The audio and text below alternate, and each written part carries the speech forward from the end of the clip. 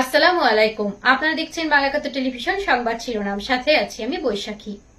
জামালপুর সদর উপজেলার দিকপাইত ইউনিয়নের ন্যাশনাল অটো রাইস মিল থেকে মুরগির খাদ্য নিয়ে কুইরাখালী এলাকায় আর রহমান পোল্ট্রি অ্যান্ড হ্যাচারির মাহিন্দ্র ড্রাইভার মোহাম্মদ আব্দুল আলিম মুরগির খাদ্য নিয়ে যাওয়ার সময় কিছু দুষ্কৃতিকারী ফাইটার গতিরোধ করে গামছা দিয়ে তার মুখ চেপে ধরে। পার্শ্ববর্তী ব্রিজ পাড়ের কাছে নিয়ে তাকে দেশীয় ধারালো অস্ত্র দ্বারা এলোপাথারি পিটিয়ে আহত করে। এস আলম জামালপুর থেকে জানাচ্ছেন বিস্তারিত।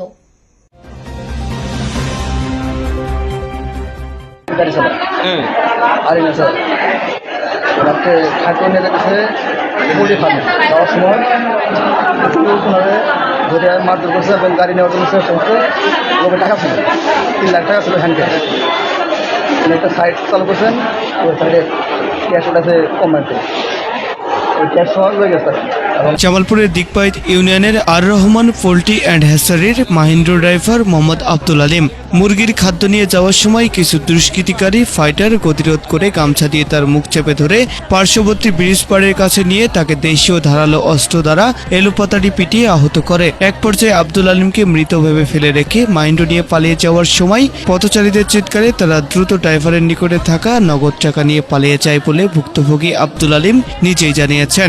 ভুক্তভোগী ড্রাইভার আব্দুল আলিম গোপীনাথপুর সরকারি বাড়ি বিএনপির সাবেক ইউনিয়ন সভাপতি প্রয়াত আব্দুল হাই সরকারের ছোট ভাই। হাসপাতালে চিকিৎসাধীন ভুক্তভোগী আব্দুল আলিম সরকার বলেন, তাড়াতাড়ি গাড়ি নেয় মানুষ মেরে গেছে, তাড়াতাড়ি বাস নিয়ে জানাম।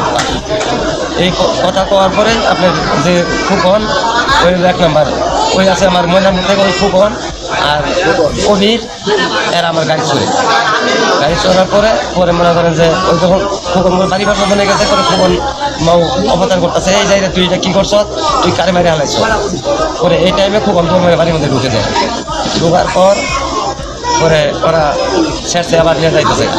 নিয়ে যাওয়ার পরে যখন আমাদের এইখান থেকে আমার পকেটে টাকা ছিল, আমার পকেটে 3 লক্ষ টাকাও ছিল। আমি আবার মিলের কন্ট্রাক্টারি করি, 2-3টা সাইড চালাই। আমার পকেটে টাকা 3 লক্ষ আরও বাইক করে নিচ্ছি। নেওয়ার পর এনি টাইম আমার কাছে সবসময় টাকা থাকে 2-4 লাখ টাকা। আমি কন্ট্রাক্টারি মুখ চালাই।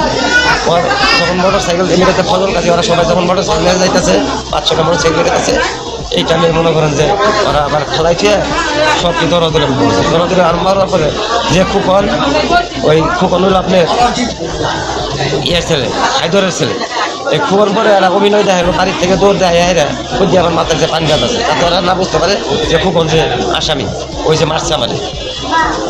পরে মনে করেন যে ওরা অন্তত যাওয়ার পরে ওরা মানে অ্যাম্বুলেন্স দেয়, মোটর সাইকেলটা ওঠাই নেয় এই পর্যন্ত মমিন বাড়ি পর্যন্ত, ফারুক বাড়ি পর্যন্ত, আমাদের অ্যাম্বুলেন্সের ড্রাইভার বাড়ি পর্যন্ত ওরা সবাই খালি হাতে গেছে।